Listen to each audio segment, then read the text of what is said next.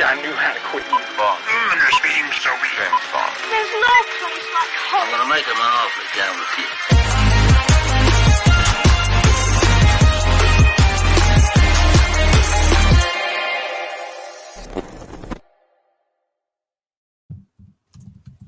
Hey, welcome to another episode of Gone Off the Wind. We're here to have fun and do a lot of stuff. This is where are going to start getting our sort of first proper look of where the Oscars may land, because we did have the BAFTAs there. Plus, we also had the DGA come out and a bunch of other small guilds come out. So everything is starting to come together. There's probably bound to be still some vibes. We've got SAG coming up on Saturday, but we've got Dan here. Dan, how's it going? It's going great. I'm glad to be back talking awards with you guys. And, it's going to be a busy next couple of weeks with BAFTAs this week, SAG next week, and the Academy Awards on March 10th. So we're going to be hot and heavy the next few weeks. So we got to get this band back together and get going here. And Lewis, how are you going? Well, we're hitting the home stretch. It kind of almost feels like yesterday when I remember sitting down and looking at this race back in the spring. And I had Oppenheimer. I think I had it at number 4 initially in my best picture projections. And it's been the leader since July, and we'll talk about it. But it looks like it's going to stay the leader unless something big happens this SAG PGA weekend.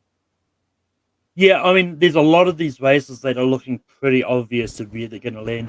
Some which could go either way, depending on what SAG goes. I'm going to try something with this. We're going to go straight and just talk about BAFTAs, but when we get to a specific awards like DGA, then I'll Best Director, then we'll talk about DGA at the same time. I just feel like it saves a lot of time going back than what we have done going back and forth a lot of the time. But the first award that they for these next few ones, I don't know if there's needs to be much discussion about, but the BAFTA Rising Star Award went to Mia McKenna Bruce from, I believe it's How to Have Sex. Yes. Yeah, she's fantastic in that movie. Oh my God, she is so good in that movie. I just saw it last week, and she definitely is one to watch. I'll tell you that right now. Yeah, I mean, I believe that's the only award that's voted on by the public, if I'm right. Yes, yes. Yeah. I thought it was a bit of an upset because I really thought Elordi was going to win that. Yeah, Jacob Elordi had 2 big roles this year with Priscilla and Saltburn. You're right about that, Lewis.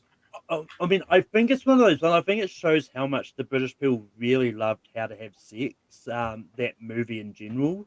And that movie, I think, might be the one that is more accessible to like the general public as opposed to Saltburn and Priscilla. But well, would you call that movie accessible, Dan? Since you saw it, because I heard today that the movie kind of ends violently.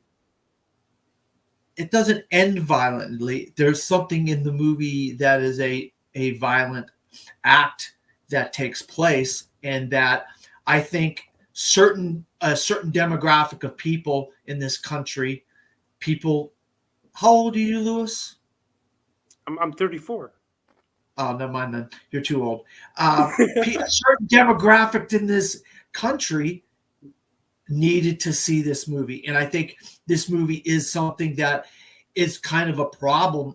The story of this movie is kind of a problem really all over the country and all over the world in some senses, where certain people are taken advantage of because of taking drugs and taking alcohol and drinking alcohol, and you're in certain situations you probably shouldn't be in. And I think this is a very accessible film for a very certain group of people, probably under the age of 25, like above 17, 18 to the age of 25, a specific group of people in the world. And I think this is a movie that needed to be seen. And it's something I'm hearing that they're starting to have this movie shown to schools and colleges and high schools and stuff like that. And I think it's a very good idea to show this movie to that group of people and have discussions in classrooms about rights and wrongs of what people do at this age where they should be, if they should be alone, where they should be with their friends, so forth and whatnot. Trust me, I worked at bars. I used to go out drinking all the time. I would hang out with college girls, and this is a problem in America and around the world. And I think this movie really pinpoints how difficult it is for people of this age. And I think the movie was very great. I love the movie, and I don't think it was preachy or anything. It just, you were watching it, you're gonna know what it's about, what happens, and you're gonna be really sad for what happens in the movie. Yeah, and I mean, it's one of those ones like, as shown by the People's Choice Awards, which we're not going to talk about here. When you get people to vote on awards, they're going to vote for what they like. And you could get stuff like Rachel Zegler being Action Movie Star of the Year over Tom Cruise and Keanu Reeves, which is a thing that happened, by the way. And it's one of those ones like, I don't, but so, part of me thought that maybe Sophie Wilde was going to win for it, because I know everyone loved Talk to Me, but it is what it is. I'm going to assume you guys haven't seen the short films. I'll just talk about them. Best British short film went to Jellyfish and Lobster, and then Best British short animation went to Crab Day. Bit of a seafood theme in the shorts.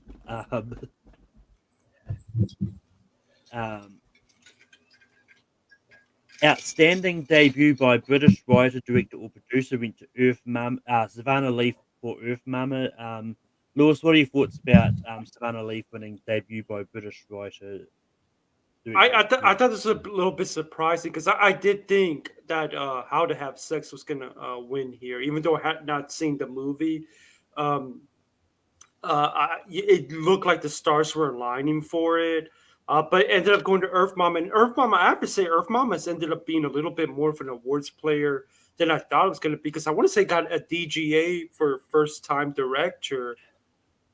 And, I thought the movie, I thought it was just okay. I can't claim to have been a massive fan of the film. I didn't think it was a bad movie either, but it is interesting to see how big of a player it's actually sort of ended up being with the recognition it's gotten, and the fact that it was able to upset How to Have Sex. And again, just kind of goes to show you, the BAFTAs are a little bit more highbrow than, say, maybe we said you would get from certain guilds or even the Oscars themselves. So I guess they seem to be right up their alley. Yeah, I mean, I haven't seen Earth Mama, so I haven't seen any of these movies, so I don't have any reference to this. So good for Savannah Leaf. Dan, what are your thoughts about Savannah Leaf winning debut? Yeah, I mean, I actually go right along with Lewis. I don't think the movie was terrible. I don't think the movie was great. It's kind of one of those in between. And I do agree. I'm kind of surprised that How to Have Sex did not win this, because I think it was a better movie overall, in my opinion. Yeah.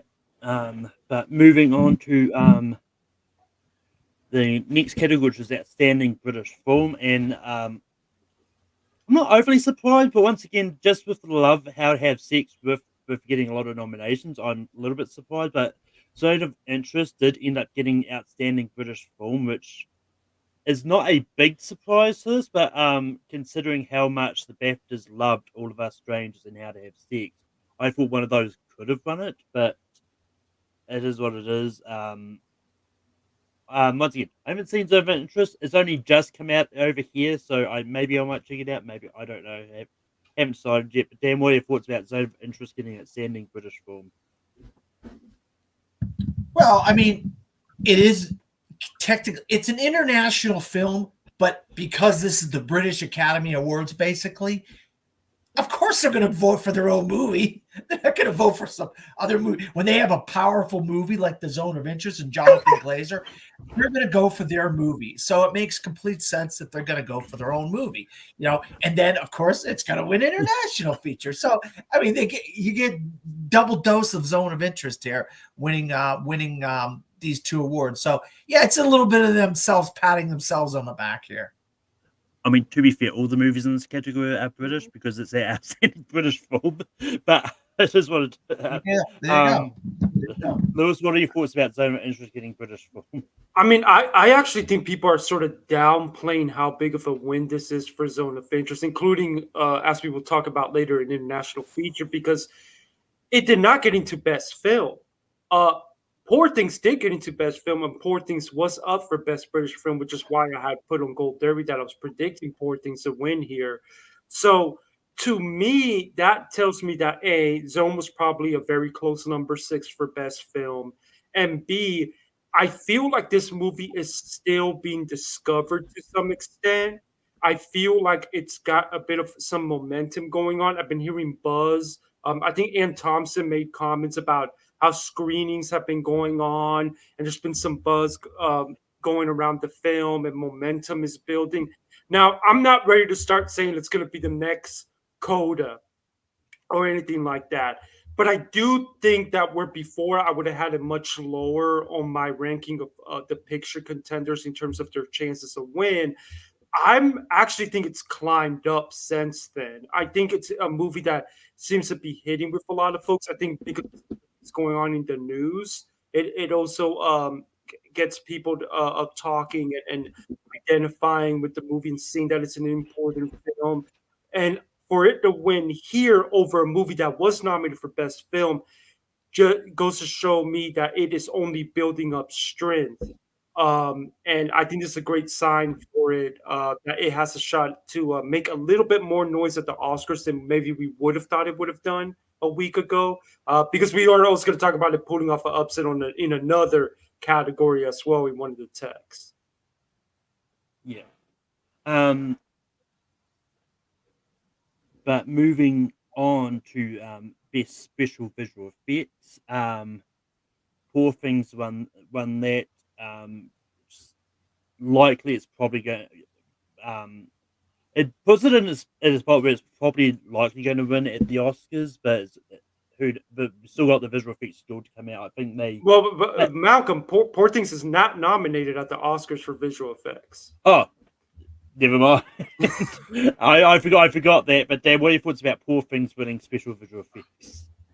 Well, look, you know my thoughts on the visual effects of Poor Things.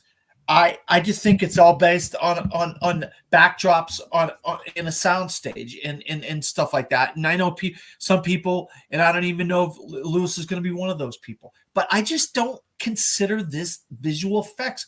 I think like you're in a real world setting, and then you have visual effects that affect what's in the real world setting. You're not on a sound stage and you make clouds and you put ocean in behind and all this kind of stuff. So I'm glad this didn't get nominated for the Academy Award for visual effects.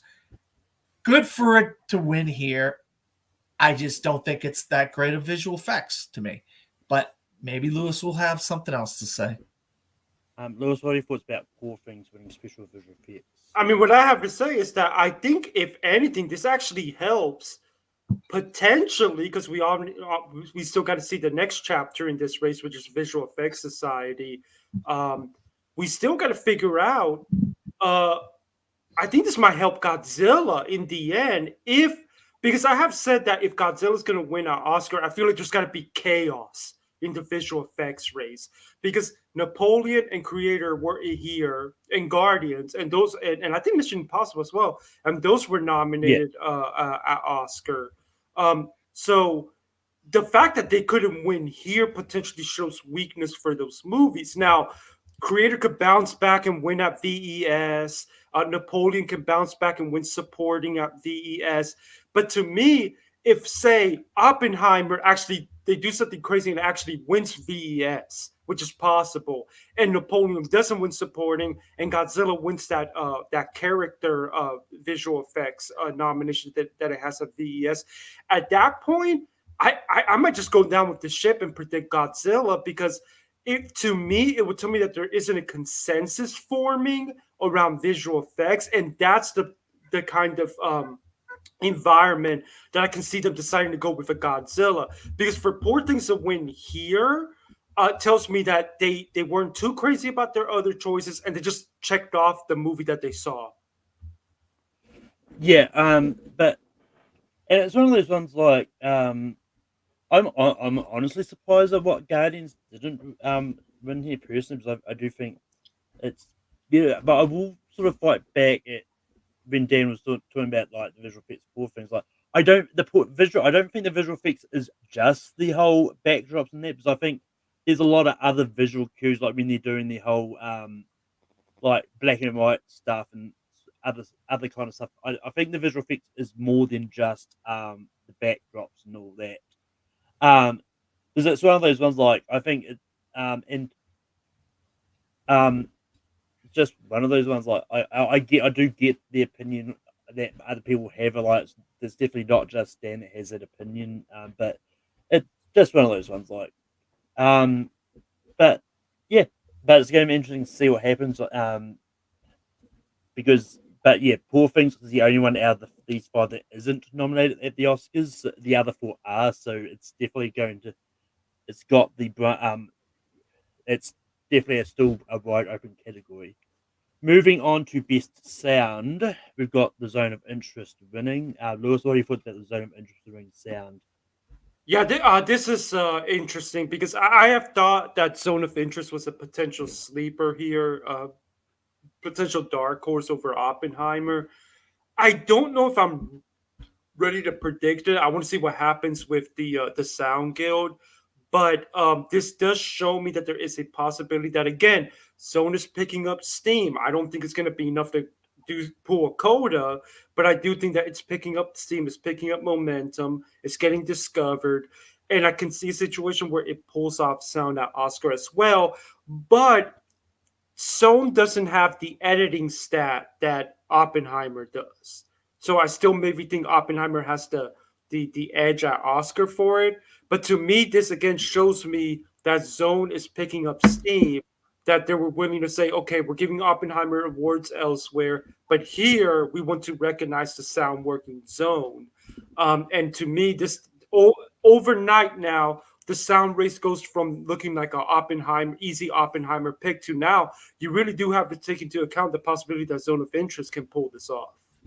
Yeah, I mean, it's one of those ones like the other way to look at it is maybe they for as often as they can they're just going for the British movie, That's possible. which is the other way to look at it. Was it? I haven't seen Zone of Interest, so I don't have any reference to that at all. But yeah, it's but yeah, it's just one of those ones that could go either way come Oscar time. But yeah, the sound guilds are probably going to give some more sort of clarity on whether Zone of Interest is going to maybe pull it off at the Oscars or if it's going to go somewhere else. But Dan, what are your thoughts about Zone of Interest getting sound? Yeah, we've been talking, people that have seen Zone of Interest, and we've been talking about the sound category. If there was a potential upset for sound, one of the most impressive films in the entire thing was Zone of Interest. And once again, Britain giving their award to their movie, it makes sense. Same thing. All Quiet on the Western Front was I think a co-British production or something like that last year. So they're trying to pump up their own movies in a way, So Zone of Interest getting sound doesn't surprise me. The fact of the matter is, it's got great sound. We all know that. Once you see the movie, you'll know what I'm talking about. Is it enough to outthrown Oppenheimer? We'll find out on the 10th of March. Yeah. But moving on to the next category and to production design, and this is where I'm going to sort of talk about other awards as well. The BAFTAs gave production design to Poor Things, and then at the Art Directors Guild, the period piece went to Oppenheimer, fantasy went to Poor Things, contemporary went to Saltburn, and animated went to Spider-Verse, and then the Set Decorators Guild, the overall best picture, which wasn't voted on by anyone, that had no nominations, went to Poor Things. But then contemporary went to Saltburn, period went to Poor Things, fantasy went to Barbie, and then comedy musical went to Asteroid City. So it's starting to look like Poor Things is the heavy favorite for the production design, which is likely going to upset Barbie. But it's also going to be one of those ones that I don't I'm not ready to say that Barbie is completely out. Yeah, because it's still at least got the nomination for Set Decorators Guild. I think it's going to come down to whether the production design guild at the Oscars, whether they're going to sort of put everything on set decoration or everything else that goes into this. But it is looking like Poor Things is a heavy favorite with all the awards that it got in these guilds plus BAFTAs. But Dan, what are your thoughts about the production design plus the various guilds? Yeah, this seems like it's Barbie was in the conversation for a little while there, but it looks like Barbie's starting to fall off. But it like Poor Things and Zone of Interest really did well at BAFTA. I think and it helped their chances in a bunch of categories. But I think this might be the nail in the coffin for Barbie here, and I think Poor Things looks like it's going to be the Oscar winner in production design. And I know I sound like I'm hypocritical because I'm like giving it a hard time on visual effects, but the production design actually was very good, and the sets and the look and how they built the world up of this book. I just wasn't a big fan of the visual effects, but the production design and the sets and that sort of stuff looked very good. I think they were on a boat at one point. They were in a town at one point. They were in that house with Willem Dafoe in them. So all these different locations and places looked very, very well filmed, and I think that's a key to the production design. So yeah, I think this is you might as well put the nail in the coffin for Barbie here. I think production design, this is the one that really cinched it for Poor Things to win the Oscar. But Lewis, what are your thoughts about production design at the BAFTAs? And I don't know if I'd go as far as to say that I'd put the nail in the coffin, but it definitely has one foot in the grave. It definitely looks like the momentum here is for Poor Things. I can still see a world where maybe Barbie pulls like what happened to Black Panther in costumes last year. All of a sudden, the franchise populist film pulls it off at Oscar. I could see a situation where that happens and Barbie wins, and Barbie did do good.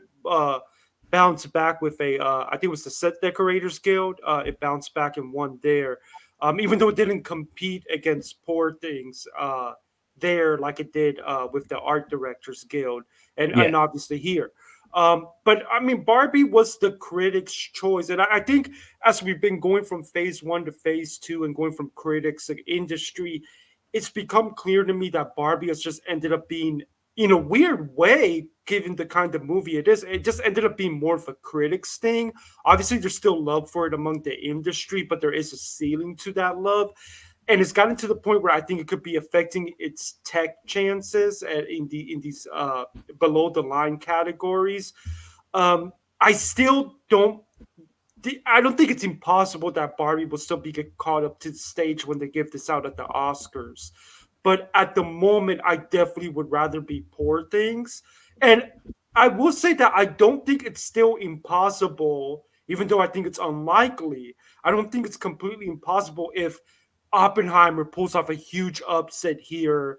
If the Academy just goes nuts for it, which I do think there is still a possibility that happens for Oppenheimer. But at the moment, I think it's Poor Things to lose, with Barbie being the dark horse. yeah, and I mean, yeah, no, I mean, as well, it was obvious when the nominations came out that BAFTAs really weren't that into Barbie as much as the Oscars were, so as well. But moving on to Best Original Score, the Best Original Score at the BAFTAs went to Oppenheimer, and then we also got the Society of Composers and Lyricists, where the studio score also went to Oppenheimer, but the indie score went to John Powell for Silver, Michael J. Fox for it, and I don't think BAFTAs have a song category, so I'll just go to here as well. The song for comedy musical went to What Was I Made For Barbie, and then dramatic song went to Can't Catch Me Now for Hunger Games. But Dan, what are your thoughts about the score going to Oppenheimer, and then song comedy musical going to Barbie?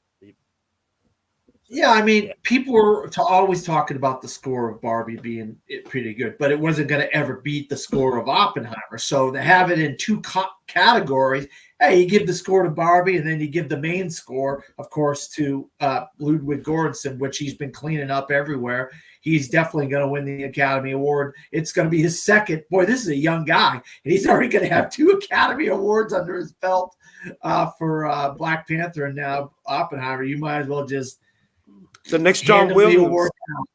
The next John Yeah, Williams. he's the new John Williams. He really is. Yeah, the way he's going, yeah, he's gonna. I mean, he deserved to win. I love the score of Oppenheimer, but this kid's really on a great roll. Also, just correctly on something, it wasn't score for comedy musical that Barbie won. It was the song for comedy musical, which for Billie Eilish's song "What Was I Made For." That's the one that won. It wasn't Barbie's score that won. But anyway, Lewis, what are your thoughts about the best original score at the BAFTAs? I mean, it's just at this point it's a sweeper. I mean, I mean, like it's pretty obvious that they're going all in on this. It's. I mean, I don't want to say it's his moment because he's won before, but it's almost like a feeling like it's solidifying his legacy that they see him as potentially the next great composer. Um, and I just think it's his to lose. I could. This has been winning everywhere. I think it's deserved. It's definitely one of my favorite scores of the year, and it's gonna be nice to see him get up on that Oscar stage again because I think he deserves it. Yeah, like at this point, it's hard to say that there's going to be anything which could upset this because at this point there really isn't. I think it's obvious that Oppenheimer's got score in the bag, and just from the Society of Composers and Lyricists, I know Dan's not happy about this, but it is looking like What Was I Made For is probably going to be the song that's going to win at the Oscars. Yeah. But, because the Hunger Games song is just not nominated, so it's not like that can be a. But it's still it could go either way because the Killers of Flower Moon song could be a really dark horse as well. So That's definitely strange, Malcolm. That song. I'll tell you that right now. But moving on to best makeup and hair. Best makeup and hair went to Poor Things. And then I believe I've got the makeup guild as well. Once I find it here. Yep. So for the makeup guild, contemporary makeup went to Saltburn. Period makeup went to Maestro. Special makeup effects went to Maestro. Contemporary hairstyling went to Saltburn. And then period/character makeup went to Barbie. No, period/character hairstyling went to Barbie. So, but Lewis, what are your thoughts about the makeup and hairstyling awards? Yeah, it's interesting. I actually predicted Poor Things to win makeup at BAFTA. I thought there would be an upset there, just because of how popular Poor Things seem to be. I think this is potentially a situation like Favorite versus Vice, because Favorite won makeup at BAFTA, but Vice won at Oscar. And as we all know, Vice did not correspond to an acting win that year. And I think Maestro, to me, is looking like if it's going to win any Oscars, it's just going to be a lone makeup win. Um, so in a way, it's almost like history is repeating itself with Poor Things winning at BAFTA instead. Maestro bounced back with the Makeup Guild because the other folks that won are not in competition at the Oscar anyway. And I mentioned Maestro won the big one, the special effects makeup category. So I would say that I am still sticking with Maestro at Oscar, but it does make things a little bit more interesting to wonder if Poor Things can actually pull this off with now it getting seemingly having support among the international bloc for this category. Yeah, I mean, for me, I honestly hope Poor Things does win at the Oscars, and I I'm still going to predict it. I think the makeup, and this has nothing to do with me hating Maestro either. I think the makeup in Poor Things is actually better than what they did in Maestro. I just don't think Bradley Cooper still looked like Bradley Cooper just with a fake nose. Uh, but I just think like the combined like makeup and even hairstyling of the times now I think is a lot better with Poor Things than it is in Maestro. But yeah, and it's one of those ones like at this point I do and I we'll get to it when we get to it, but at this point I do think Bradley Cooper winning actor this year is not it's not going to happen. But then, what are your thoughts about about makeup and hairstyling? Thoughts?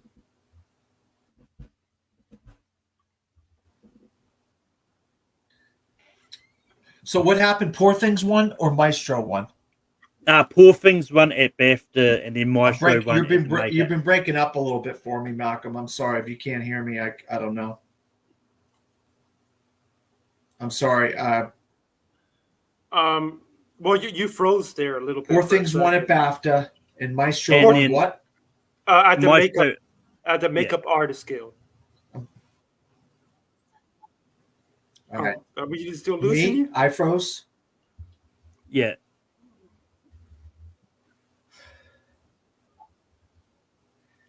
Yeah, I don't know what's going on here, guys. I'm sorry. Try and drop out and come back and see if that fixes anything, Dan. Okay. Yeah, because my Malcolm's is freezing on me. That's why I've been haven't heard a whole lot from Malcolm. But say what you were going to say now, Malcolm. Yeah, Poor Things won makeup in here at BAFTA, and then Maestro won period and special effects makeup and hairstyling guild. Saltburn got contemporary makeup and contemporary hairstyling, and then Barbie got period character hairstyling. Okay. So yeah, I mean, look, I don't think the makeup's bad in Poor Things. I just think the makeup's better in Maestro, and I'm glad that it won there.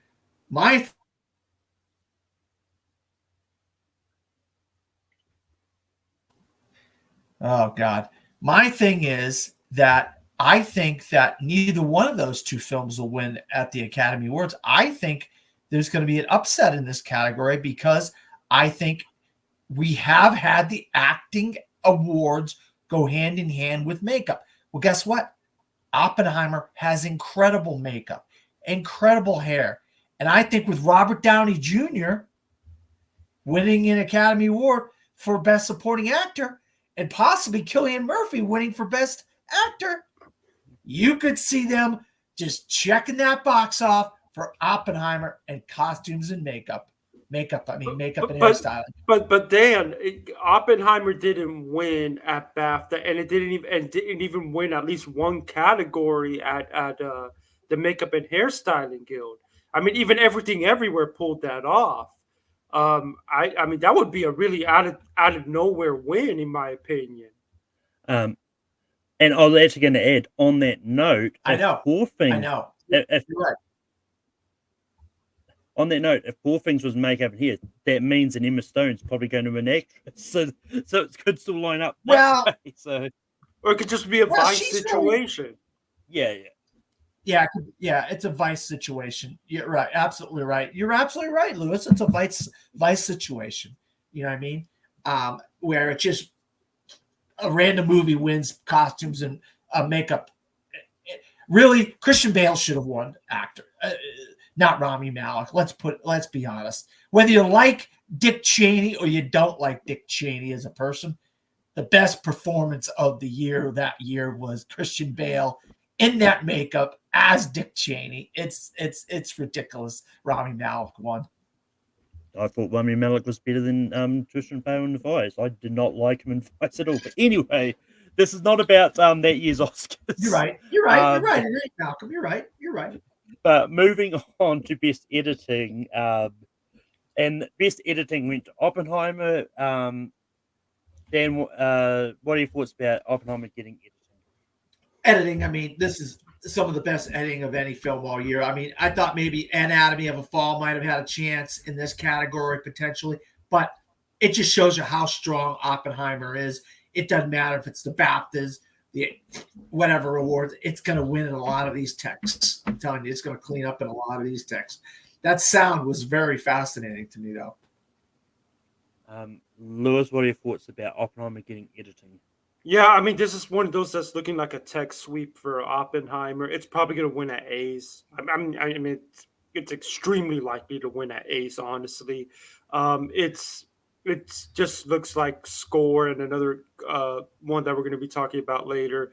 There's just certain texts that they're checking off the box for Oppenheimer. Yeah, like at this point, I don't know what could upset Oppenheimer, if anything. Anatomy, I would say Anatomy, but I think it's a distant second. Oh yeah, yeah. No, I think at this point it's just obviously Oppenheimer. Moving on to costume design, and that went to Poor Things. Lewis, what are your thoughts about Poor Things getting costume? Yeah, this feels almost like what's happening in production design, where Poor Things is overtaking Barbie from going from phase one to phase two after the critics were pushing Barbie for costumes. But that being said, we still haven't heard from the Costume Designers Guild, and they could easily give it to Barbie, and before you know it, Barbie's bounce back in the same way that Maestro may have by winning makeup. And that being said, um, if Poor Things wins there after winning at BAFTA, then we will really truly know that there has been a shift in crafts from people voting for Barbie to voting for Poor Things. But I don't want to say Barbie's out of it just yet because I do want to see what happens with the costume scale. But again, this is just more of a sign that the industry is out of the two sort of feminist, stories here with Barbie versus Poor Things, that the industry seems to be backing Poor Things more than the critics, which were much more aligned with Barbie. Yeah, I mean the other thing. The other thing that could happen is Oppenheimer could end up pulling the upset and winning at the costume guild, and that throws another wrench into things. Look, I get the argument about it. And all. I mean, if it wins costumes at the costume guild, I'm really going to start wondering how many Oscars it has a shot at. But Dan, what are your thoughts about Poor Things getting costumes? Yeah, actually, I agree with exactly what Lewis said on this, but I've been saying it all along that I thought Poor Things costumes were better than Barbie costumes.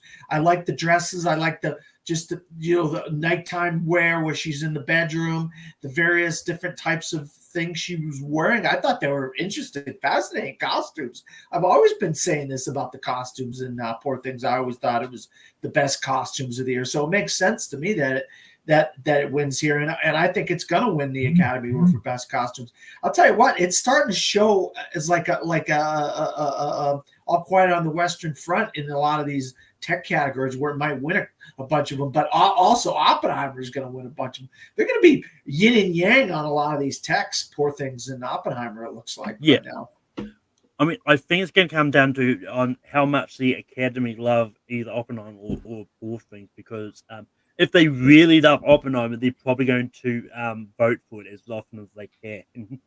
I just hope they don't vote for it for men in suits. I just, for me, it's just like, how many times have we seen men in suits in that era of time? You know, we've seen it hundreds of times. Let's get something weird, something to oddball, off the wall, different types of costumes like Poor Things. You know. I don't think it's bad costume designing. I mean, and you do got to do good research to capture the time, because there's little little small things here can make the difference in what the time frame you're trying to hit, especially with some of the women. But I will say, as much as I love Oppenheimer, and and it does show up in my personal ballot, it's the most. Even I didn't have it in costumes. I mean, there is much better work out there. To one last point I want to make. That was a good point you made, Dan, about the costumes of Poor Things. I think the reason that maybe we're seeing a shift from Barbie to Poor Things with these crafts is that as well done as Barbie's production design and costume designs are, they do have something that for reference. Whereas, yeah, Poor Things is a adaptive from a book, but they kind of got to create it on their own. And I wonder if that's what's happening. That there's a bit of a bias because they actually had to create the costumes, create the world. Whereas with Barbie, as impressive as what they pulled off was, they had a point of reference. Um, but I mean, to bounce back on that even more, like with Poor Things, like I think it's one of those ones like they probably looked at whatever time period that the movie was set in and looked at costumes and stuff from that time period and recreated it. Because it's one of the yeah, it is largely a fantasy story. But it's also one of those ones that um also they had some references in that they could look at, like they could look at 20s dresses and stuff, like you want to recreate that for this because and it's one of those ones like I'll fight because I'm pretty sure me and Dan had this conversation last year when we were talking about Black Panther Wakanda Forever, but I would say it's probably harder to recreate like costumes that you can actually look at than it is to create your own.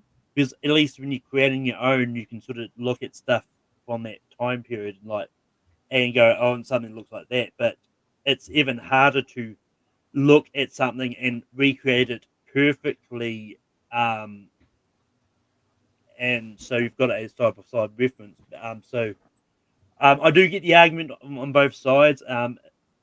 There's not really much more to add to this until we sort of get where the costume designers going with this. So, but moving on and talking about Oppenheimer, the category is best cinematography, and Oppenheimer won that. It's looking like this is where this category is going to go. But Dan, but Dan, what are your thoughts about Oppenheimer getting best cinematography? Yeah, this is another one where it's a clean sweep for Hoyt van Hoytema. He's been doing great work for years. He's worked with Nolan for many years. It's just one of these ones. You know, it's going to be they're gonna have Hoyt van Hoytema's name called at the Academy Awards. He's going to go up. You're going to see Nolan clapping his hands. You know, this happens all the time at the Academy. There's going to be a lot of this type of stuff where you get the director. They're going to zoom in on him. He's going to be clapping for the person, whether it's Goranson, where it's Hoyt van Hoytema, where it's the editor, whatever it is. It's just going to be a procession of Oppenheimer tech people walking up to that stage. This is just a no-brainer. BAFTA just is following along. And Lewis, what are your thoughts about Oppenheimer getting best cinematography? Yeah, there's not much to add. It's a sweep. It's one of these where it's looking like it's just Hoyt's moment. It's his moment. He's been doing good work for a long time, and I'm really happy that he's finally gonna get his opportunity here. And one point I just want to make: I bet Hoyt van Hoytema is sending Greg Fraser some wine or something, a nice gift. Say thanks for getting out of my way, because right now.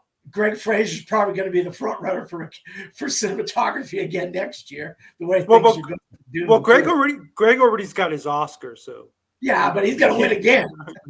He's going to win a second one because Dune 2 looks incredible. Yeah, I cannot wait. Gonna get to see it. Are you going to see it tomorrow too, Dan? Right? Yeah, I can't. I'm going to see it too.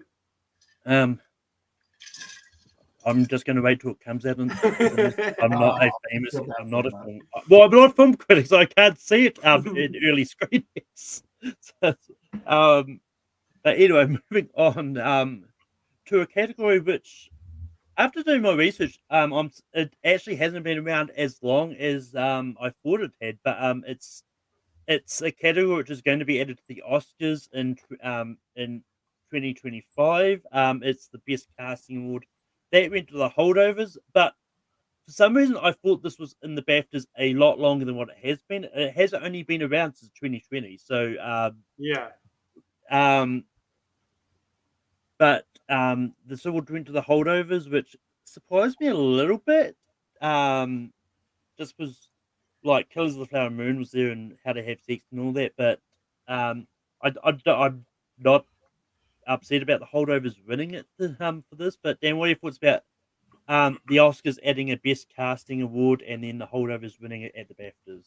Well, I think this is way overdue for casting directors. I think they are like an unsung hero in a lot of films. I mean, think about the casting director for Oppenheimer or Barbie or Killers of the Flower Moon or The Color Purple right now. Tell me how good those films would be if they didn't have some of those casts that are in there, And I think even though it's mainly a three-person, three-hander of a cast, the holdovers, is those three people.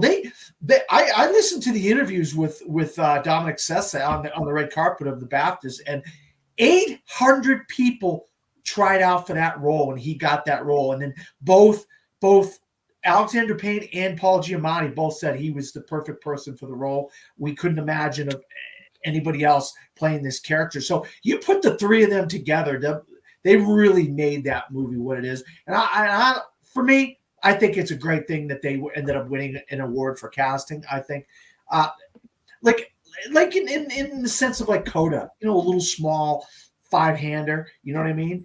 This is a three-hander.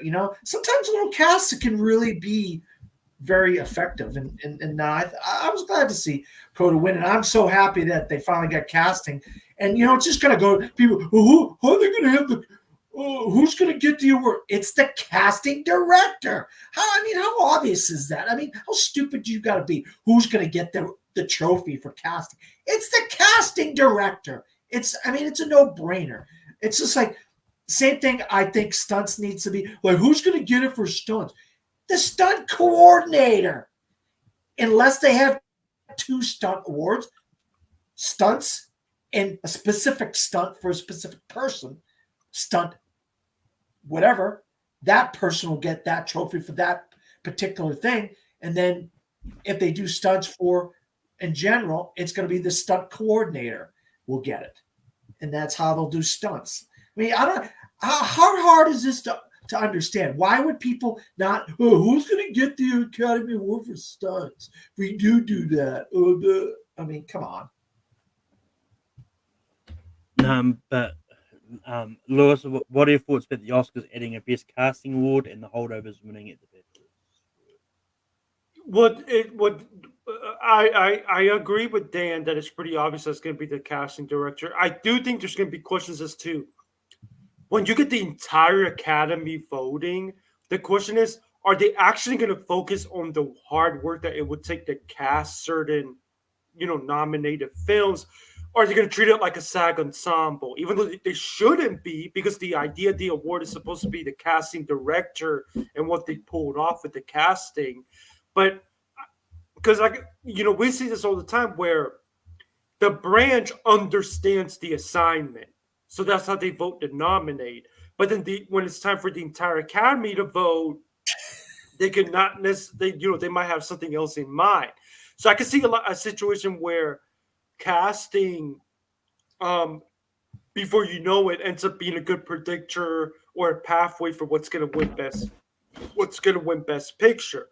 So but it could be a documentary group where they just normally 5 random casting directors of 5 freaking movies that you never heard of. You don't know.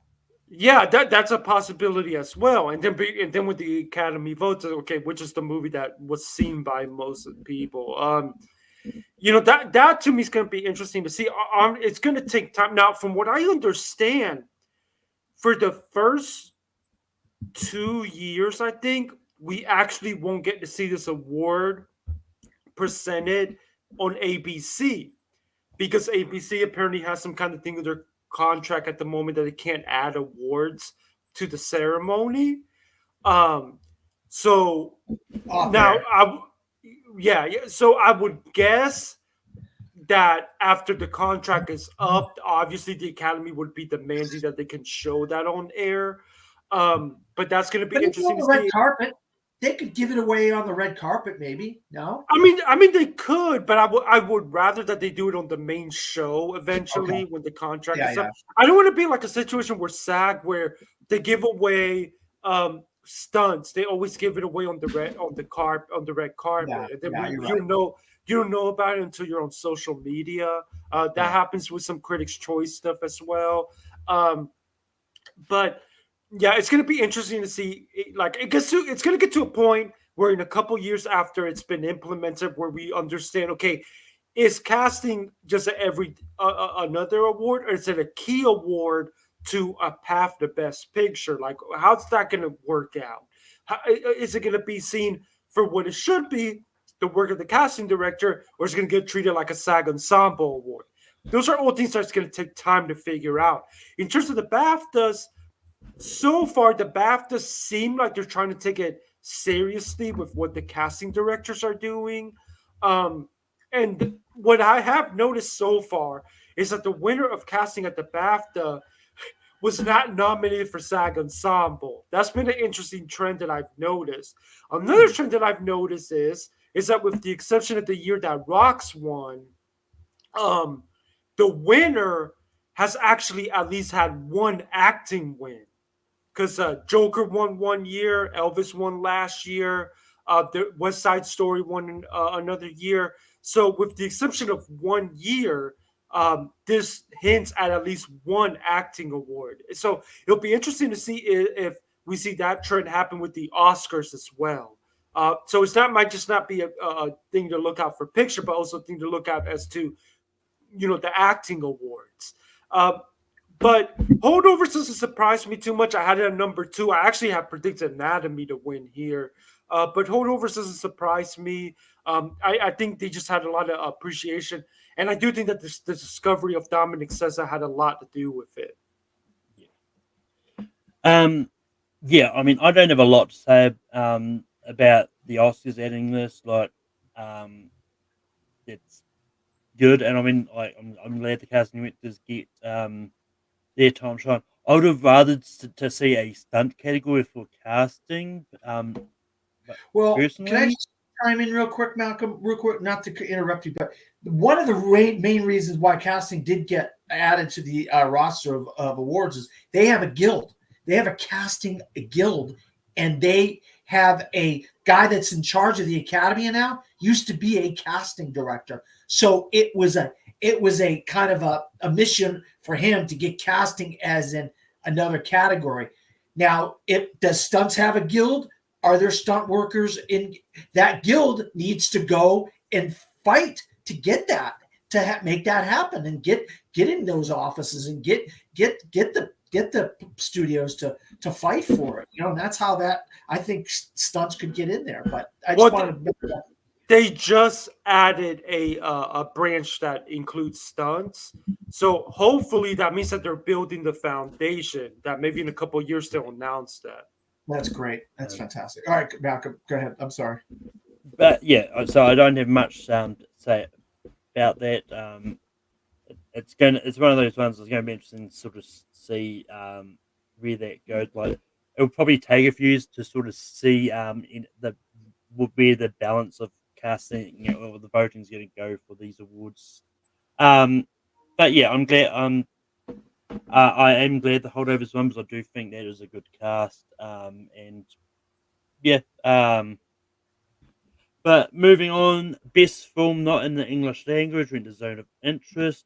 We've talked a bit about that before, but this is the front runner for the international feature or non-English language movie at the Oscars. Anyone else have anything further to say about Zone of Interest?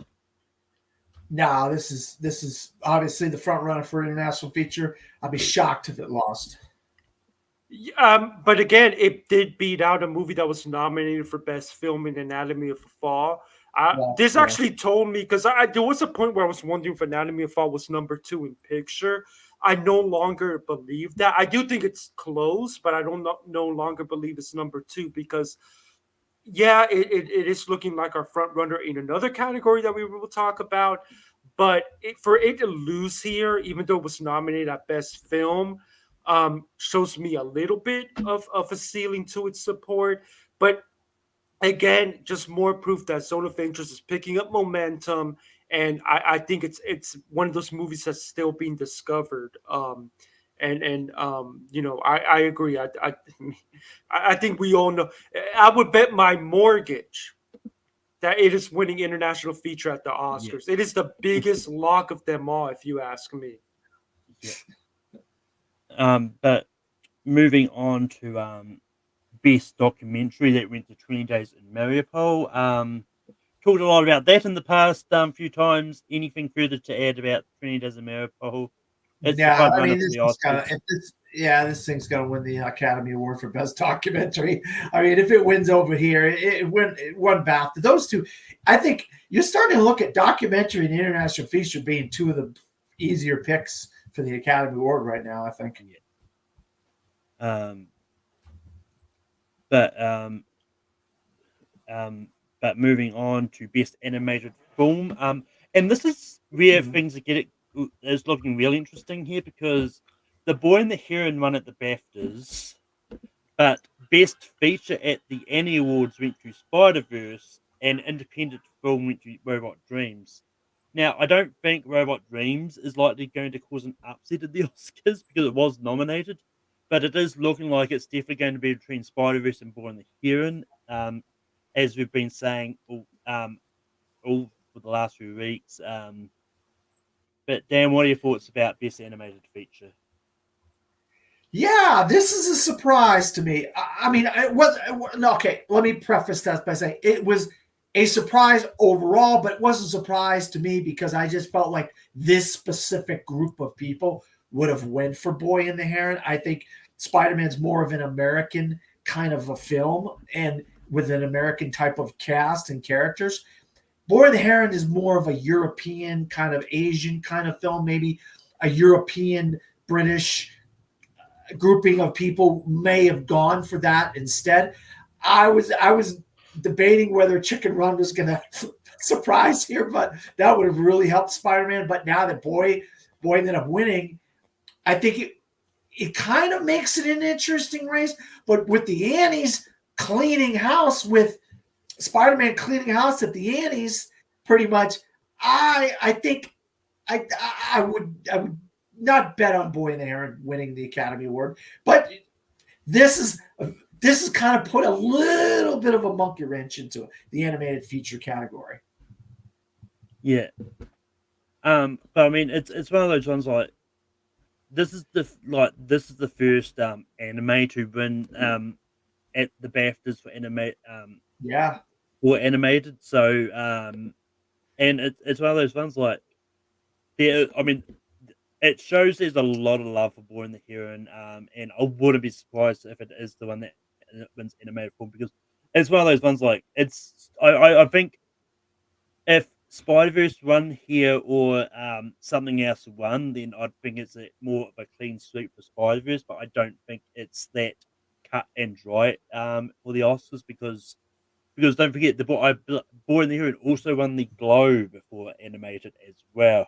So yeah, there yeah. is that as well. So, but Lewis, what are your thoughts about animated feature? I think it's pretty clear that Boy and the Heron has the international block between Globes and this. Now, is it enough to win? I have some doubts about that. Now, there is a stat that no animated film that has ever won Golden Globes and BAFTA has gone on to lose uh, at the Oscar. However, there's also a stat that a movie that has won Critics' Choice and PGA, and I think we all tend to think that Spider Verse is probably going to win PGA, has never lost at the Oscars either. So then to me, it's like, okay, so what's the tiebreaker? Well, we know Spider Verse is going to win A's. Boy and the Heron got that big surprise snub at A's for the animated feature category.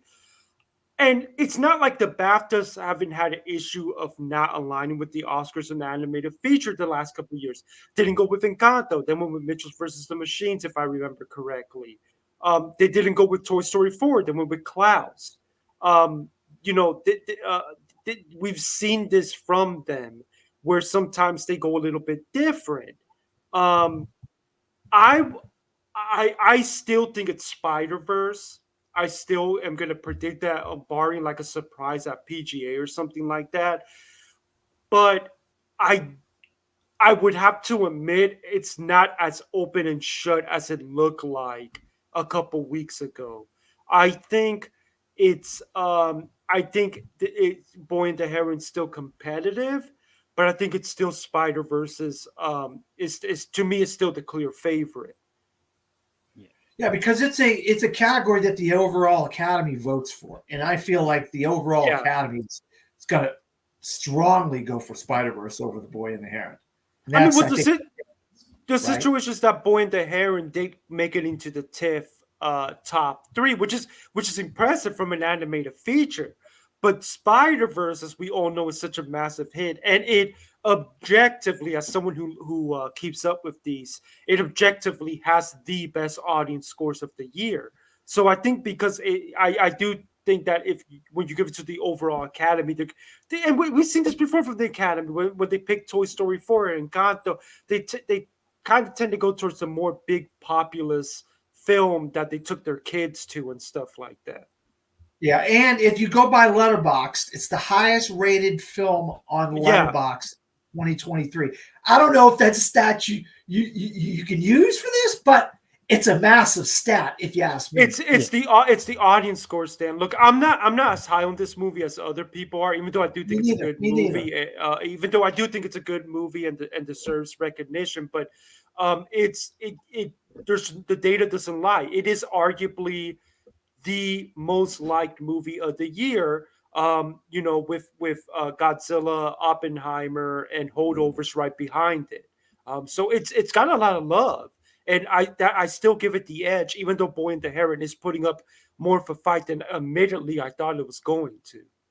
Yeah, I mean, it's one of those ones like the other way I'm to look at is some people might think, well, like Into the Spider-Verse got best animated last year, and they know there's going to be a third part coming, so maybe they want to vote for something different because they know it only literally hasn't been too long since Spider-Verse won it and and it's one of those ones like they know that it's not who knows how many more Miyazaki movies there will be as well. So on that side, maybe it could they maybe do it, but knowing that there's going to be at least one more Spider Verse coming, which it could get the Lord of the Rings style treatment where it doesn't necessarily win here for this installment, but they may go for it when part 3 comes out. So there's many ways of looking at it. Who knows? But it's just I think we're all in agreement that it's going to be either Boy and the Heron or Spider-Verse, regardless.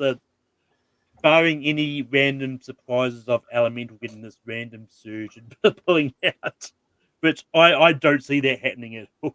No. It's Spider Verse versus Boy and the Heron. It's been from start to finish.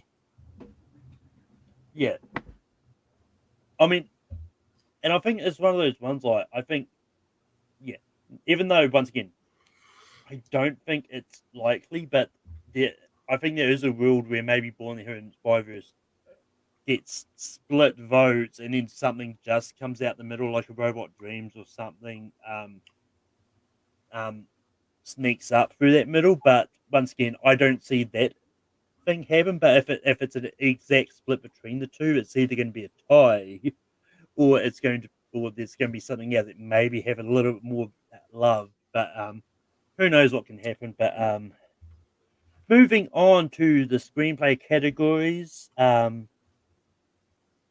American Fiction won Best Adapted Screenplay, and Anatomy of a Fall got Best Original.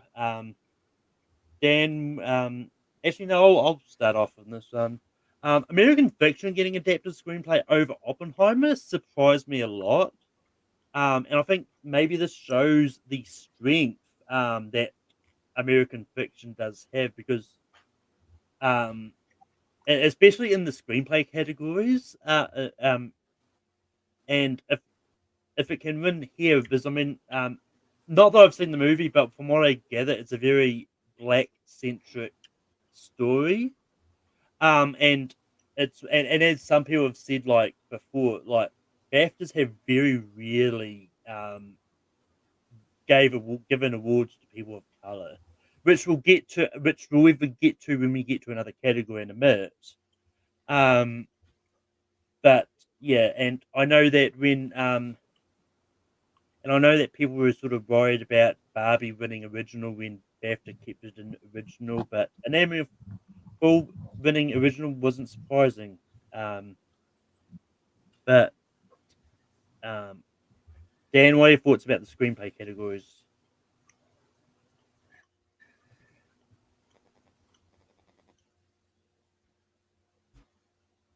Well, I'll tell you what, right now, Malcolm, I think this is a surprise. I think you hit the nail on the head. The BAFTAs usually don't go for black centric films like this, and for American Fiction to win, this, Core Jefferson to win this best adapted screenplay, that kind of makes you wonder: is American Fiction now the new front runner for best adapted screenplay at the Academy Awards? And are they going to really spread the love in a lot of these type of things, like give somebody else director, give Nolan director, give Justine Charette original screenplay, give Core Jefferson adapted screenplay, and spread the love that way?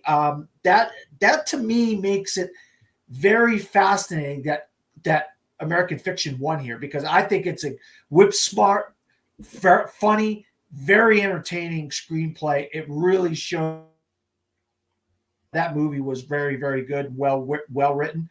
I think we all now know that Anatomy of a Fall is the front runner in original screenplay.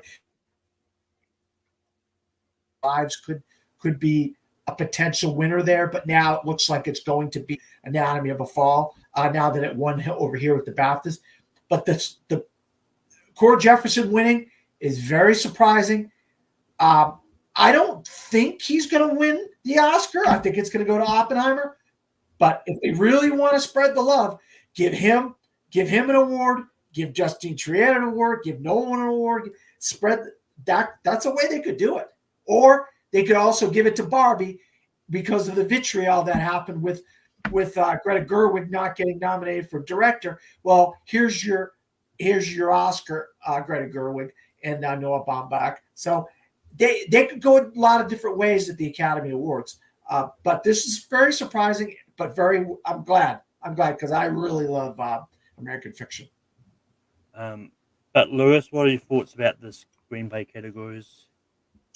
Well, for original, I think that this potentially tucks the holdovers in terms of any chance for it to upset Oppenheimer, because it's got the acting, but it doesn't seem to be able to win the screenplay, which would have been the next puzzle to its picture path. It also tells me that it's probably not number two, even though, at this point, it's a big debate as to what number two even is, because nothing else has been able to show a path. It does look like Anatomy of Fall is going to win original screenplay. It would fit the mold that original screenplay has been going to a writer-director. It makes complete sense when you look at it. And I do think Anatomy has turned out to be a top 5 contender. In terms of adapted screenplay, look, because Barbie's going to get shifted over, and we've never seen Barbie versus American Fiction until the Oscars, there is a possibility that Barbie maybe could still pull this off. That being said, winning Critics' Choice and BAFTA, particularly when you win BAFTA and it's your only nomination, and we know about the BAFTA's history with African Americans. We know, and it's not, American Fiction wasn't even long listed for best film at BAFTA. That goes to show you the strength of this movie. And it's not that surprising the more I think about it, because American Fiction dominated with audience wins during festival season. And it kind of gives me vibes of 2 years ago when we saw this with Belfast. Belfast dominated with audiences at the festivals. And then it started to lose a little bit of steam after we thought could have been potentially the movie that could take on the front runner. But it still ended up winning screenplay at the end because the story ended up obviously being so popular with people. I think we're seeing that with American Fiction. So I think I'm ready, unless someone can make some reason to me else to do differently. I think I'm ready to maybe say that American Fiction is going to be our adapted screenplay winner. Um, but I don't want to say that it's completely impossible for Barbie to suddenly get the win. Um, that being said, I will say this: if American Fiction, I don't think it's going to happen, but if American Fiction pulls off SAG Ensemble after it pulled off screenplay at BAFTA, at that point, even though I wouldn't be ready to predict it, you do have to start wondering if American Fiction might be our number two after all.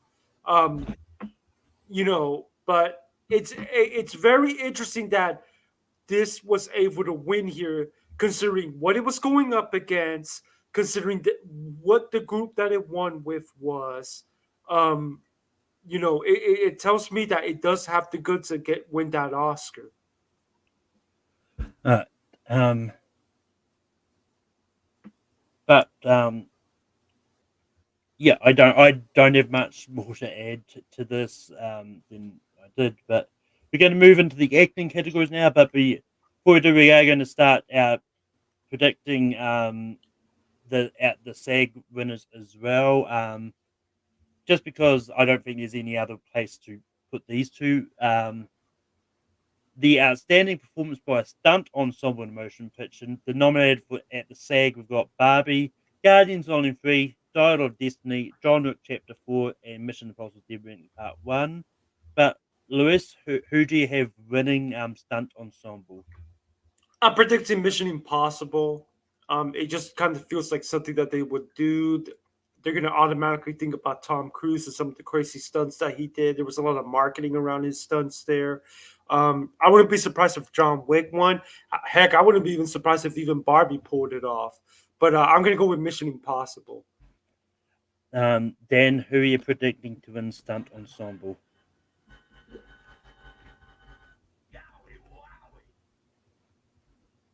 Don't know if can you hear me, Dan?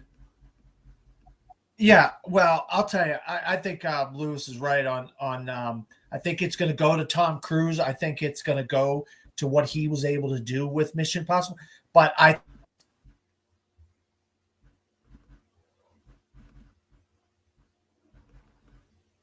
the amount of people that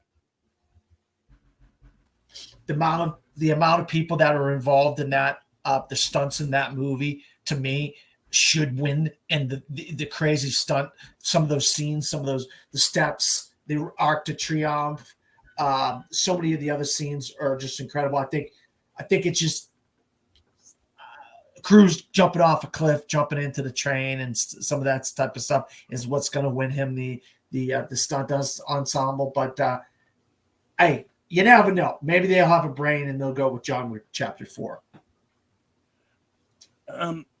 So I'm actually predicting John Wick Chapter 4 here over Mission Impossible because I was just curious in the time that you guys were talking, and going back in the past few years for stunt ensemble at SAG, anywhere Mission Impossible was nominated, it did not win. So because the last Mission so Mission Impossible Fallout lost to Black Panther. Rogue Nation lost to Mad Max Fury Road. And then I believe those are the only two that were even nominated. Yeah, those are the only two that were even nominated.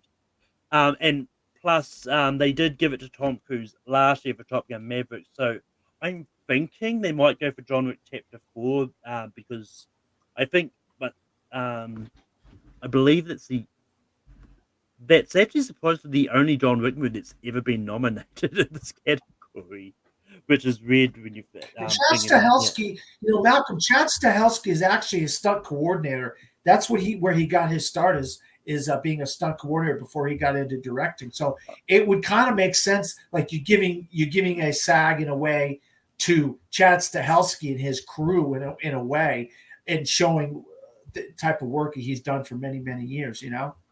Well, I mean, I was actually just about to say that's why I'm predicting John Wick Chapter 4 to maybe pull out the win here. But it's one of those ones like, I mean, you have to think it's going to be between John Wick Chapter 4 and Mission Impossible for sure. Anyway, the fact Barbie is even nominated is weird to me, because I don't know what sort of stunts they had in Barbie, but anyway. Outstanding performance by a cast in a motion picture. We've got American Fiction, Barbie, The Color Purple, Killers of the Flower Moon, and Oppenheimer. Dan, who do you have winning outstanding performance by a cast in a motion picture? This is Oppenheimer every day of the week and twice on Sundays. If this does not win, I'll be completely shocked. I love some of these other films. Don't get me in their cast. Don't get me wrong. This is the SAG showing strength to Christopher Nolan and his ensemble, which is a massive 70-person cast that had speaking roles. That's just speaking roles. I think what you said, somebody said only 9 people can possibly win here or whatever, that were possibly can win SAG trophies. That's terrible. I wish 50 people could win, be honest with you, but that's a whole other thing. Well, I mean, I think it's so much as well.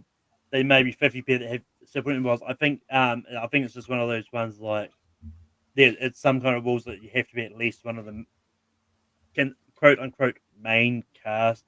Like No, I gotcha. I like to find out who the 9 are though. That's something I'd be interested to do. Well, so I mean, I'm literally looking at it right now, but it's Casey Affleck, Emily Blunt, Kenneth Branagh, Matt Damon, Robert Downey Jr., Josh Hartnett, Rami Malek, Cillian Murphy, and Florence Pugh. They're the 9 that are listed on Wikipedia anyway. not Jason Clark. No, I mean, no, some of those. No David Krumholtz, no Gary Oldman. I mean, granted, he's only one scene, but I mean, I don't.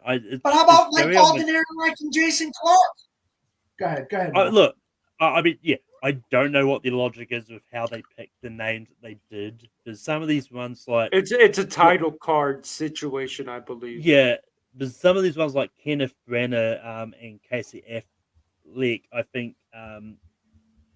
I don't know, but it is what it is. But anyway, yeah, this is one of those ones because I think if they are going to spread the love at SAG, then I think that because they know that Oppenheimer might win in other categories, I'm actually going to predict that maybe Barbie wins ensemble here, which will really throw a wrench into things, especially when you sort of predicting sort of best picture and all that. But yeah, just because I do think that if they're going to spread the love, then I think some of these other categories are pretty much guaranteed to be going to Oppenheimer anyway, so it's going to win some awards. So yeah, but that's where I'm sitting at the moment. I kind of hope I'm proved wrong, but Lewis, I'll be happy if I'm right. But Lewis, who are you predicting out? So I think this is where Oppenheimer's the most beatable out of all the major prizes, because I can see a situation where a lot of these voters, it's not that they don't think Oppenheimer's the better film, but I mean they get caught up in the glitz and glamour of the stars of Barbie. American Fiction has that diverse cast that we know that SAG tends to like to award. I mean, I gotta mention Color Purple because all I've been hearing over and over again is how much the actors love Color Purple. Now, that being said, only one time in history has SAG given ensemble to a movie that was not nominated for Best Picture at Oscar, which I believe was The Birdcage. I think Killers is out of it. That movie feels like it's losing a lot of steam. I'm going to predict, and maybe this is me kind of like daring Oppenheimer to show me just how strong it is. I actually can see a world where Barbie pulls it off here. It pulls a Black Panther. It's the big populist blockbuster film that they go for. That being said, if Oppenheimer does win here, like you believe it will, Dan, I mean, at that point, the Best Picture is really over. Because even though I think Barbie can win here, I'm very confident that Oppenheimer wins at PGA. So if Oppenheimer wins here at SAG, I mean, to me, it is absolutely a wrap. I mean, nothing has stepped up at all to potentially upset it. But I am wondering if we're gonna have a Black Panther situation um, in to the benefit of Barbie. Um, but yeah, moving on to outstanding performance from a female actor in a supporting role. Nominated at SAG got Emily Blunt for Oppenheimer, Danielle Brooks for The Color Purple, Penelope Cruz for Ferrari, Jodie Foster for Nyad, and Divine Joy Randolph from The Holdovers. And now Divine Joy Randolph from The Holdovers did win BAFTA for supporting actress. Once again, a black person getting a BAFTA, which I is that the first time? No, it's not the first time. It is a rarity, but it's not the first But time. yeah, but Lewis, what are your thoughts about Divine Joy Randolph winning supporting actress? And who you got for SAG for supporting actress? So Divine Joy Randolph winning here doesn't surprise me too much, even though I did predict Emily Blunt to pull it off because historically, when there is a person of color sweeping these acting awards, the BAFTA gets in line. Viola Davis, Will Smith. So if that happens, they do get in line. So I'm not too surprised. Not to mention, Holdovers got into Best Film, so clearly they really like the movie. Um, I I think Divine Joy Randolph is going to win it again at SAG. I think she is clearly going to be a sweeper. I think they're just checking off the box with her. So I would be very surprised if she doesn't pull the sweep off and win SAG as well. Dan, what are your thoughts about Divine winning supporting actress at the BAFTAs, and who do you have for supporting actress at SAG? Yeah, I mean, this is. I want to reiterate once again what Lewis said. I mean, when there's an African American or a black or whatever person winning, cleaning up everywhere, Baptist gets in line. They tend to go for it, and I think that's what's going to happen with SAG as well. I think she's going to win. I just don't see any reason why she wouldn't. I think she's going to win the Academy Award. Just for whatever everybody seemed to think she was the person this year for whatever reason. I like her in the movie. Don't get me wrong. I really do like her in the movie. I'm just baffled by what it was about her specifically overall that she was the one that people chose, and now it's her turn. I do like her in the movie. Don't get me wrong. It's just interesting to me. But yeah, I think Divine Joy Randolph is great, and I'm glad she won at BAFTAs. I do think she is the best out of the bunch, or out of the ones that were nominated at BAFTAs. Like and I do think she was better than Emily Blunt personally. And yeah, and I think, and because of that, I do think Divine Joy Randolph is going to win SAG. I think the narrative is pretty much there. Like no, like she's been able to beat. Like I think Rachel McAdams is the only person who beat her at a couple of places. I know there's. I think there's been one other person that's beaten her somewhere as well, but I can't remember who it was. I think I want to say Daniel Brooks beat her in some African American centric awards. Yeah. But moving on to outstanding performance by a male actor in a supporting role, nominated we have Sterling K. Brown for American Fiction, Willem Dafoe for Poor Things, Robert Downey Jr. for Killers of the Flower Moon, Robert Downey Jr. for Oppenheimer, and Ryan Gosling for Barbie, and winning at BAFTAs was Robert Downey Jr. for Oppenheimer. And yeah, so yeah, I do think Robert Downey Jr. is going to win the SAG as well. I think once again, I think his narrative's been there. There's not really been anyone that's been close to him at all. I think he's kind of really pulled ahead. And yeah, so I think that's pretty much set there as well. I think, but Lewis, what are your thoughts about Robert Downey Jr. winning the BAFTA, and who do you have for SAG for supporting actor? So I almost want to predict Gosling for SAG, not because I think he's going to win the Oscar, but I feel like it's the one place that's left where RDJ could have a slip up. But based on certain people that I've talked to who know about, who have been talking to SAG voters, it does seem like RDJ is just going to be a sweeper. And he won here at BAFTA. I think that says a lot. It's clearly feels just like his moment. So I think this is a Divine Joy Randolph situation again. Wins at BAFTA, wins at SAG, looks like the clear sweeper. Dan, what are your thoughts about RDJ winning BAFTA, and who do you have for supporting actor? Yeah, I just think, I mean, just look at the speeches he's given, at the Golden Globes, at BAFTA now. Just he's obviously, and he's such a beloved actor. You know what I mean? He's been working for so many years. He did win a BAFTA before for Chaplin, ironically enough. But I think this is another one of those sweep situations where it's just he's been cleaning up everywhere. It's just more of a. It's not. He does a great job in Oppenheimer. Don't get me wrong, but I think this is more of a career Oscar, a career SAG, or whatever you want to call it for Robert Downey Jr.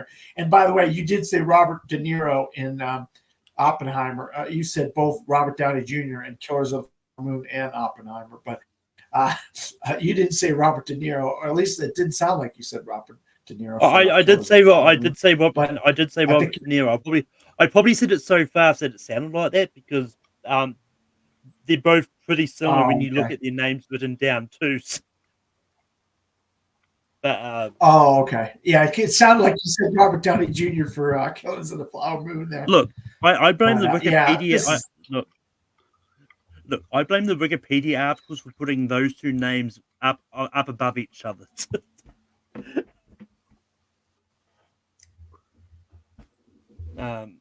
Yeah. But I mean, it's one of those ones. And to fight back on your notion about the career Oscar and that, this is one of those rare cases where I do think, like, even though it may be a career Oscar, who knows? But this is the one time. But I do think it's also just as deserved as well. Yeah. I do think, and because I was also fighting back at because someone was messaging me about this as yesterday as well. I said the same thing I'm going to say here is like, look, even though it may be seen as a career Oscar, this is a one of those times where it's also a deserved win as well because his role in Oppenheimer is great, and I do think it's the best supporting performance of the year. So, no, I agree. I'm not disagreeing with you, but he does like go into that role. He almost disappears because, like I said before, I heard people talk to me. They didn't even realize it was him when they were watching the movie. They didn't realize it was Robert Downey. So that tells you right there that he's doing a great job, and people can't even recognize it's Robert Downey Jr. in the role. Well, I've heard good. that. No, I've heard that too. I mean, I don't understand it because I knew it was him right away, but I've heard that too. Yeah. No, I don't have any issues with him giving a great performance because I do believe that, Malcolm. I do. Yeah, no, I mean, for the record, I never said that you were thinking that. I was just sort of saying it, just in case someone else out there says it. But moving on to outstanding performance from a female actor in a leading role. Nominated, we've got Annette Bening for Naiad, Lily Gladstone for Killers of the Flower Moon, Carey Mulligan for Maestro, Margot Robbie for Barbie, and Emma Stone for Poor Things. And Emma Stone did get the BAFTA for Best Actress. And and this is one of those ones that is interesting because and obviously Lily Glasgow wasn't nominated at the BAFTA, so it's going to be hard to see where this is going to go. But I think Emma Stone is great for things, and she definitely deserves the award. And yeah, and this is one of the I'm actually going to predict Emma Stone is going to win at SAG too, but this is also one of those things that if Lily Gladstone wins at SAG, then it's going to become a two-horse race again because with both Lily and Emma getting respective Golden Globes, then it's going to be pretty equal in wins again, and it could go either way. But if Emma Stone wins SAG, then I think it's pretty much guaranteed that Emma is probably going to win the Oscar, although it could still go something different if they want to go for the history making aspect of it. But yeah, but Lewis, what are your thoughts about Emma Stone getting BAFTA, and who are you predicting for lead actress? Yeah, I mean, I think it speaks a lot that she not just that she won BAFTA, but she beat out Sandra Hüller here. I mean, you would have thought that this was a group that maybe would have gone with Sandra Hüller. So, I think I'm getting more and more confident that it's looking like Emma's going to get her second Oscar, and I am. I know some people are predicting Lily at SAG, and I can see Lily winning SAG. I really could, but I think I'm predicting. Emma's just going to win SAG as well. That being said, I do want to point this out here just in case it happens. You heard it here first if it happens. So I've been having conversations with people who talk with SAG voters and stuff like that. Margot Robbie is getting more votes than some people might realize. And we know that every now and then SAG does some really weird stuff every now and then. Like when they gave it to Emily Blunt for A Quiet Place that one year. There is a world that if maybe they're not as in love with Poor Things and they don't give it to Lily also, that Margot gets sort of like this tribute award because she ended up missing at Oscar. So I would say that Margot is a stronger number 3 than some people might realize, and I wouldn't be surprised but not shocked if she wins SAG. But I think it's going to be Emma Stone, and I do feel like Emma is ultimately going to prove to be a sweeper. Yeah, but yeah, Dan, what are your thoughts about Emma Stone winning the BAFTA, and then who do you have for lead actress at the SAG? Yeah, I don't want to sound like a broken record, but I do agree with Lewis again here. I think I'm surprised. I thought possibly BAFTA was going to go with Sandra Hüller, with the fact that she got nominated twice, supporting and lead. Maybe they were going to go with her as a reward for that. But it just shows you the strength of Emma Stone in Poor Things. And I'm actually, you stole my thunder, Lewis, because I was going to go a similar kind of thing with we have seen SAG say, okay, you already have a SAG win. Let's give it to somebody else. Like Emma Stone's already won a SAG. So my question to you, has Margot Robbie won a SAG before? No.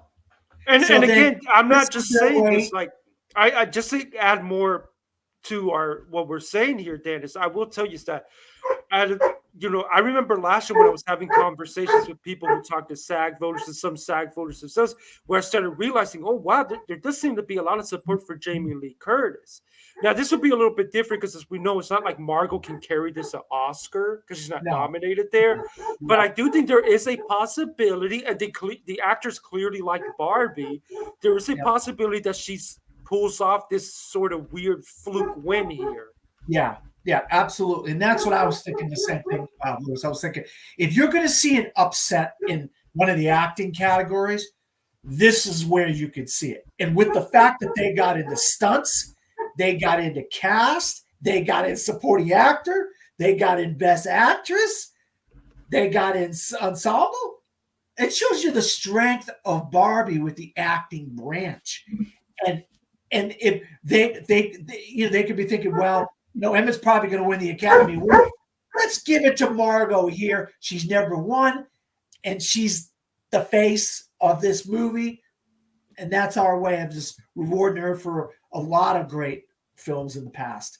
But I will say, I think this is easily, and this is, it's SAG or busting out for Lily. It doesn't matter if she loses to Emma or Margot. She must win SAG to still be in this for the Oscar. If she cannot win SAG, it's over. It's over. And the problem, another problem is like there have been conversations coming out with some Oscar members who say that they respect more than love Killers of the Flower Moon, and that could easily translate that also happening when they go down the ballot and vote for acting. So I think Poor Things is just a more popular film. I think Lily can still win SAG. But I think it's going to be Emma, and I honestly think there's a chance that it could even be Margot. Exactly. I 100% reiterate what Lewis just said. I'll tell you what, if Margot wins, me and Dan are going to be insufferable. Because even though we didn't outright predict her, we did warn everyone it was possible. Yeah. Well, I mean, it's one of those ones like because if she wins SAG, I don't necessarily see it as a tribute thing. I see it as the actress thinking she was the best performance of the year. It was like I actually did like her performance in Barbie a little bit more than Emma Stone in Poor Things personally. But just a bit of fun fact: only 3 actresses have gotten 2 SAG wins. Do you know the names of any of them? Oh God. Katharine Hepburn. SAG started I don't know. mid-90s. I don't know how long SAG has been around. Okay. Frances McDormand. Yes. Meryl Streep. I don't know about Meryl. Okay. Frances No, I don't know about Frances. Not Frances. I don't want to say Frances McDormand. Actually, I know Viola. Viola Davis is one. Viola Davis is one. Not Meryl or Frances McDormand, Malcolm. I know Viola is one. Viola's one, right? I think you got to go back to Fargo and possibly Nomadland. That's 2. I would think, I don't remember she won the SAG for Fargo. That's the problem. I don't remember that. So Viola Davis is one. Frances McDormand is another one. Okay. And it's Fargo, but it's not Fargo and Nomadland. It's Fargo and 3 Billboards. Okay. 3 Billboards. Renee Zellweger is the 3rd one. Oh, okay, okay. Oh, yeah. Did Renee win for Cold Mountain? I will double check. I know it was Judy. Yeah. Judy and Cold Mountain, was it? Or was it Cinderella Man? No, it was Chicago. Oh, Chicago. Oh. That's right. Yeah. Gotcha. So Emma would be the 4th woman to win her second SAG if she did. Emma would be the 4th one to pull double. But the one thing I will did and at SAG, the actress with most nominations without ever winning is Judi Dench.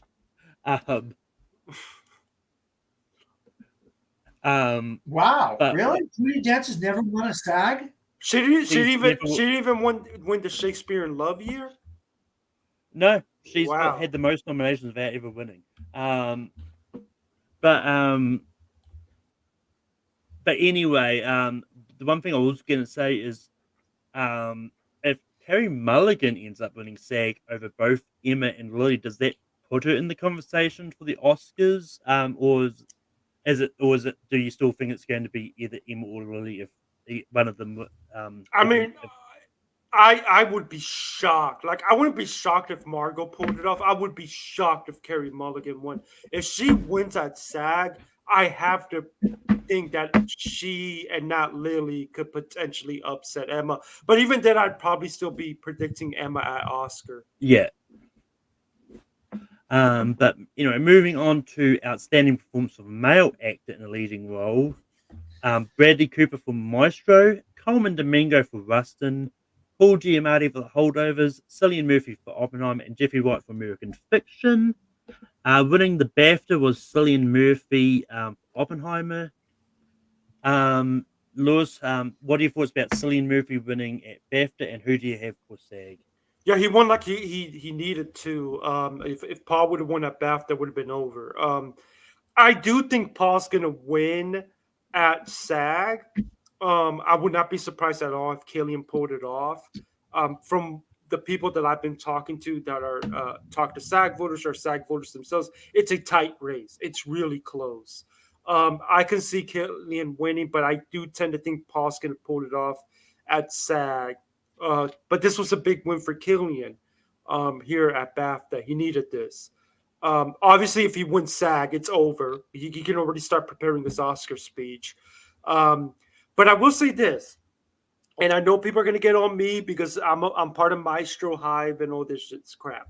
But I will say, in the same way that Margot, I can see Margot pulling off a big win at SAG, I can see Bradley Cooper pulling off a big win at SAG because, again, according to the people I've been talking to, Bradley is getting votes. Am I going to predict it? No. But I do think it wouldn't be that weird to me if SAG gave it to Bradley.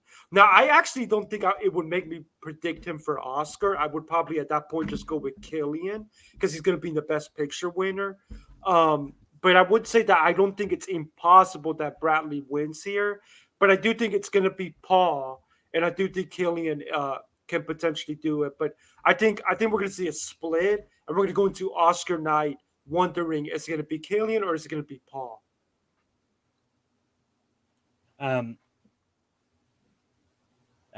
what are your thoughts about Killian getting the BAFTA, and then who do you have for SAG?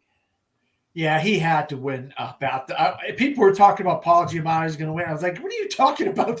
This is Brits. These are the British people. They're going to give it to one of their own when they're in the best possible picture contender.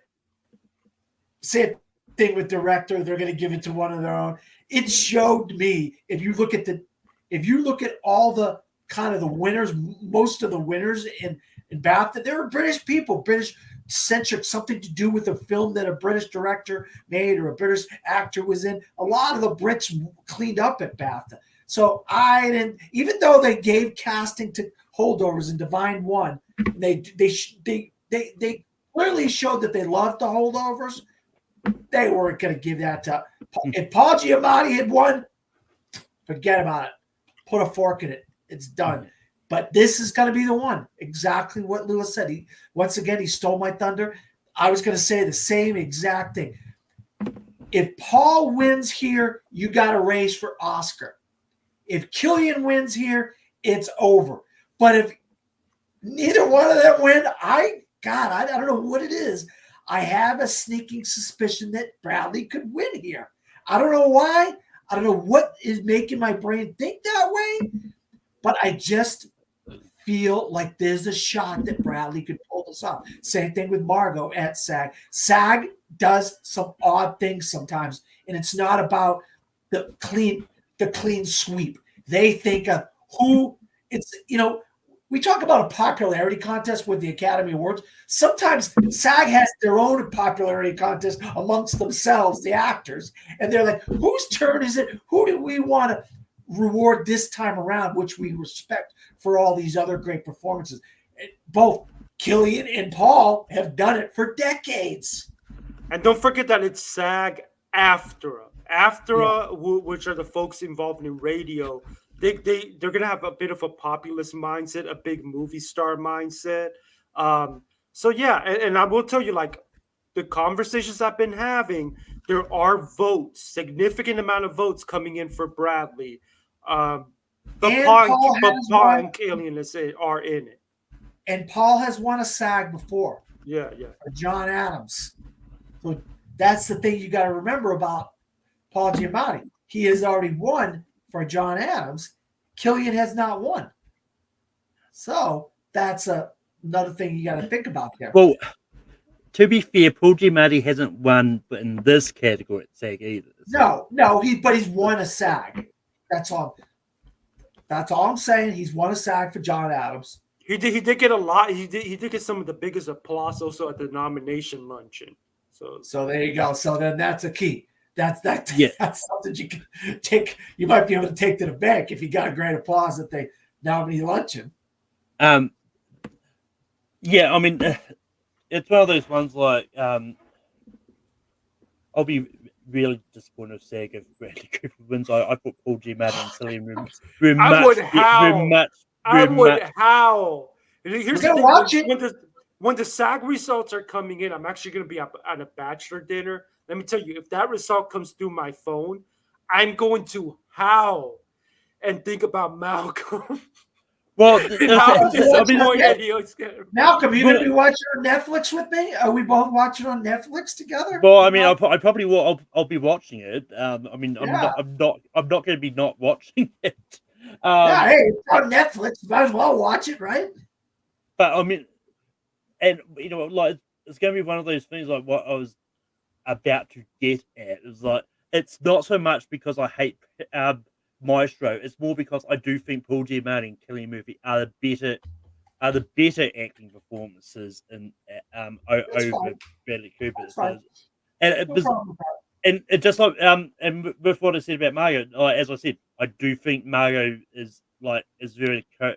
I do prefer Margot's performance in Barbie more than Emma Stone. So that surprise result wouldn't bother me too much. But it's one of those ones like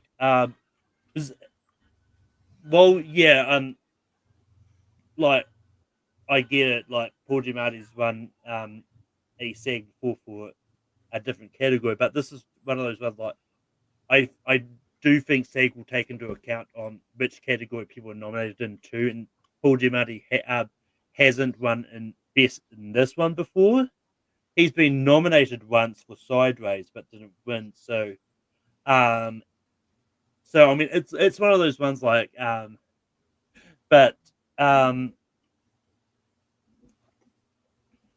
yeah, I'm going to predict Paul Giamatti for this, just to make this race a little bit more interesting. I was going to play the same game I did with the actresses, but it's actually pretty easy because there's only one person that's won multiple SAG awards with 3. You're going to be able to guess it easily who it was. Robert De Niro, Al Pacino. No, it's Daniel Day-Lewis. Oh, Daniel Day-Lewis. Okay. Yeah. That's okay. That's a no-brainer. You're right. That's a no-brainer. Yeah. You're right. That's a no-brainer. So nobody's won twice. One person has won 3 times, but nobody's won twice. I mean, I don't know about winning twice. Daniel Day-Lewis won 3 times.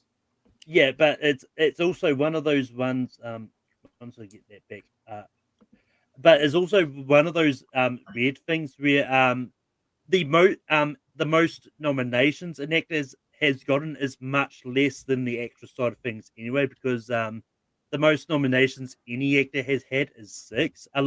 The actors has been more spread out with their nominations, because Denzel Washington is the actor that has had the most nominations. Wow, 6 times. Wow, that's great. Yeah, and he won for what Macbeth? He ended up winning for Macbeth. No. Will Smith won that year. He won. Oh shit, that's right.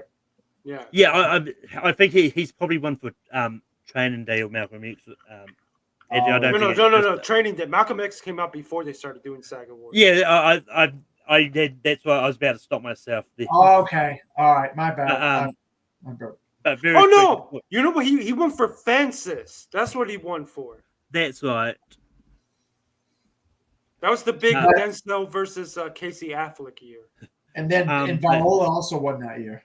Yeah. Yeah. The actors that have had the most nominations without winning is Clooney, Gosling, and Viggo Mortensen. Oh. I mean, Clooney and Gosling, I can understand. Viggo is the surprise one there that has had them to be in. Because I don't know if he might have been nominated. I need to find out what Viggo is nominated for. Was he nominated for like all 3 years of the Lord of the Rings movies? He was Captain Green Fantastic. Book was one of them. History of Violence has to have been one of them, and also maybe one of them was Lord of the Rings. Oh no, Eastern Promises. Yeah, those And Cronenberg movies, man, they were really good. Aren't those both Cronenberg movies? Eastern Promises and History of Violence, or no?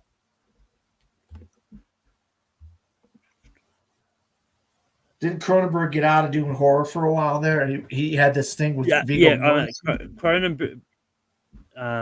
Eastern Promises. Oh, Captain Fantastic was the other. Yeah, I just said that. I said Captain Fantastic. So, well, sorry. I must have tuned. But anyway, moving on. We've only got two categories left. And director and picture. Well, director and picture is the only two we've got left to talk about now. Because that's all these SAG categories anyway. Okay. Oh, okay. Yeah, I mean, do we really have to have the conversation about director? I mean, this is no. Well, I think picture's over with. I think picture and director are over with.